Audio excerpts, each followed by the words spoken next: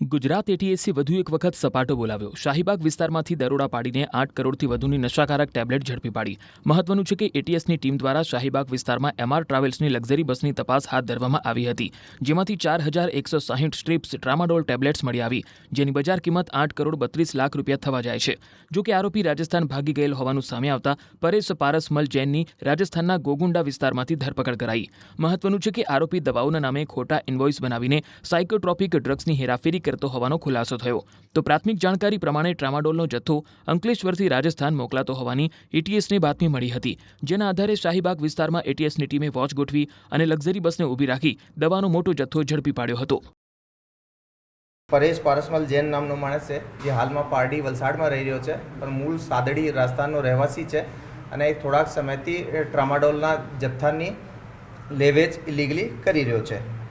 આ બાબતે ઇન્ફોર્મેશનને સિનિયર અધિકારીઓ જોડે શેર કરવામાં આવેલ એક ટેકનિકલ ટીમ બનાવવામાં આવેલી, જેમાં વાયરલેસ સબ ઇન્સ્પેક્ટર રવિ વઢવાણાએ રહ્યા.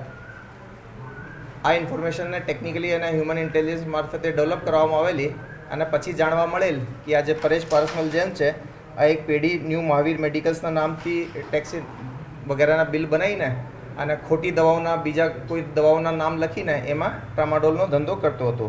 જાણવા મળેલ કે આ પેઢીના નામથી થોડોક જથ્થો અંકલેશ્વરથી એક એમઆર ટ્રેવલ્સમાં મૂકવામાં આવેલ છે અને આ બસ રાજસ્થાન ખાતે જનાર છે અને રસ્તામાં શાહીબાગ અમદાવાદ આવનારી છે. એક મોટી ટીમ બનાવવામાં આવેલી, જેનો નેતૃત્વ એસપી કે સિદ્ધાર્થ કરતા હતા. સાથે સાથે એટીએસ તરફથી DYSP SL Chaudhary, PI DD Rahevar, PSI Manish Patel, AP Parmar, ML Solanki, બીજા બધા માણસો અને સાથે સાથે અમદાવાદ સિટી ક્રાઇમ બ્રાન્ચના અધિકારીઓ કર્મચારીઓ અને અમદાવાદ એસઓજીના અધિકારીઓ કર્મચારીઓ પણ આ ટીમમાં સાથે જોડાયેલા. એ સસ્પેક્ટેડ બસ હતી, એને ચેક કરવામાં આવેલી. એમાં ખોટા બિલો આધારે ટ્રાન્સપોર્ટ થતા જે જથ્થો હતો એમાં 6 બોક્સ મળી આવેલા, જેમાં નાના નાના બીજા 416 બોક્સેસ હતા અને એની અંદર ટ્રામાડોલનો જથ્થો હતો અને એના જે બિલ જે રજૂ કરવામાં આવેલા હતા એ ખોટા બીજી કોઈ નોર્મલ દવાઓના હતા. ટોટલ 2,08,000 ટેબ્લેટ રિકવર કરવામાં આવેલી છે.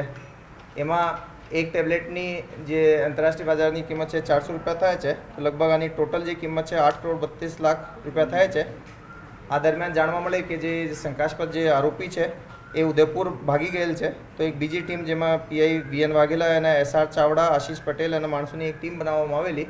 એને તાત્કાલિક ટીમ ત્યાં જઈને ઉદયપુરના ગોગુંડા ખાતેથી એની અટક કરવામાં આવેલી. એનો રિમાન્ડ પણ લેવામાં આવેલો આરોપીનો. એના 7 દિવસના અમને રિમાન્ડ મળ્યા છે. આરોપીથી હાલ પ્રાથમિક પૂછપરછ ચાલુ કરી છે. તો હાલમાં સ્ટોકિસ્ટ તરીકેનો કામ મે મહિનાથી ચાલુ કરેલ છે. આ જે આરોપી છે, પહેલાં કોડેન કફ સિરપના કેસમાં ઉત્તરાખંડના હરિદ્વાર અને મહારાષ્ટ્રના થાણે ખાતે ઓલરેડી પકડાઈ ગયેલ છે અને બેલ ઉપર છૂટ્યા પછી ફરીથી આ કામગીરી કરતો હતો.